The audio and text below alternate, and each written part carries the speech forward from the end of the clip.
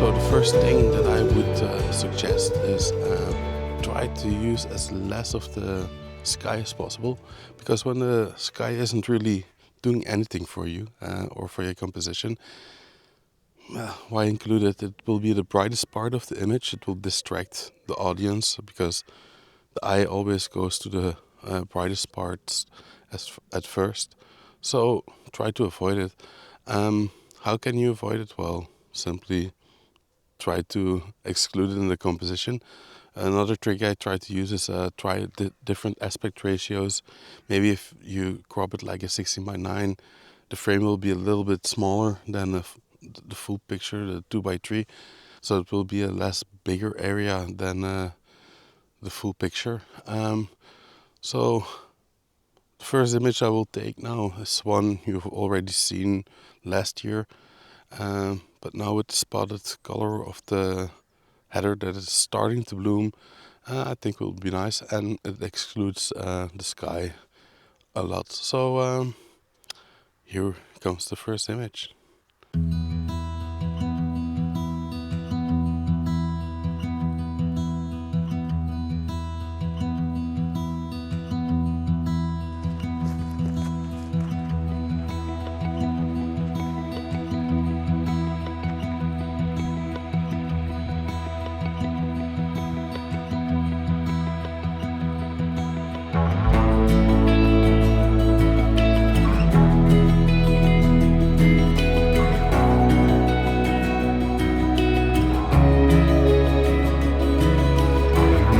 Second thing you could do is look for like small vignettes of the landscape instead of going for the grand vistas, because when the sky isn't doing its thing, it works like it did.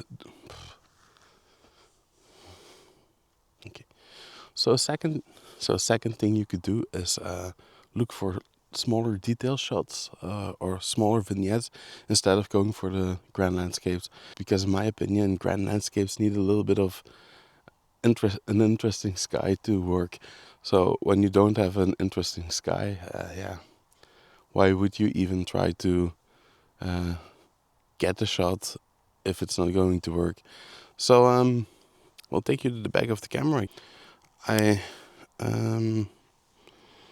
So what I'm working here with now is with this tree here, and then we have like a smaller tree in the back. The camera is at full frame now, so what I will do is I will put it in crop mode when I'm taking the picture, because it will crop a little bit of the image and it will multiply it by 1.6, so I get a little bit more reach out of my lens here. So quite simple shot. So you have to think it will be something like this and then smaller on the sides. Simple shot, straightforward. It creates a little bit of that. What I want to do is create a focus blend, first focusing on the first trees, then on the back trees, put them together in Photoshop so everything will be tag sharp. So yeah, here's that shot.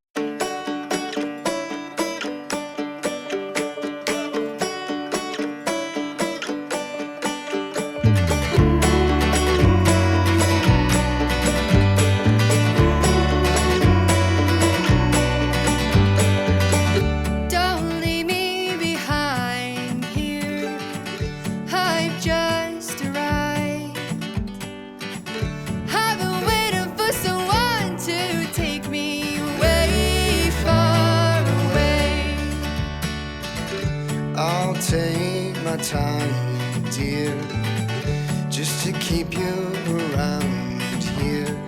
Know what they say, you can't keep the clouds. Next tip that I want to give is choose your orientation of the shot wisely, because the next tip I can give is choose the orientation of your shot wisely. I have a shot in front of me. It's a big pine tree with some heather in front of it. I could go landscape. Normally I like landscape a little bit more than portrait mode, but in this instance, because it's all about the tree and heather in front of it, it's more wise to put as much of the subject in the frame as possible. If I would go landscape and I want to get the whole tree in it, I really had to zoom out, and I would have to include a lot of the sky, and then we get back to the first problem, like the sky isn't really that interesting today. So I chose for vertical orientation in this shot, and I will take it and I will show you.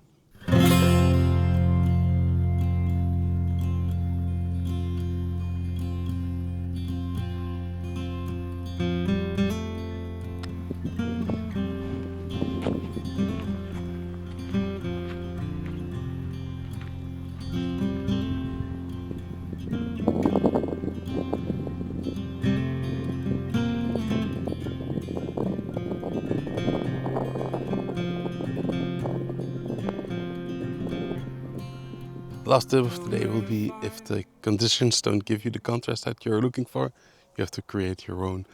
So I have this little birch tree here right in front of me. It has this nice green yellowish colors already. You have the header in front of it, but then to not let it get lost into the green scenery at the back, I looked for darker oak trees that are in the back, and I put it in front of there. So what does that do? It gives a contrast between the light green of the birch tree and the really dark tones of the oak trees.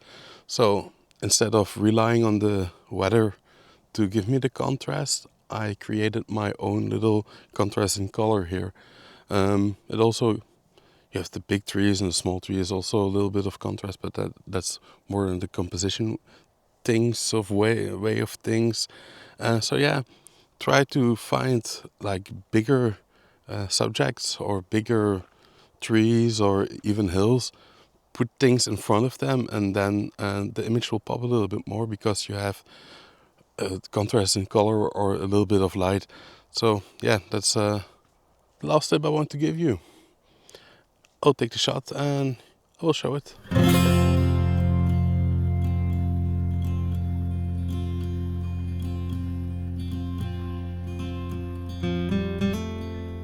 So that will be it for today. Hope you enjoyed the video. If you have any more tips that you want to share with me or other people, what to do on bad weather days, let me know. Put them in the comments. Give it a thumbs up, subscribe, and I hope to see you in the next video. It will be another header video. Next 2 weeks will be really grueling for me because I committed to waking up at 5 o'clock for 2 weeks. So yeah, hopefully I will survive, and hopefully I will see you in the next one. Bye.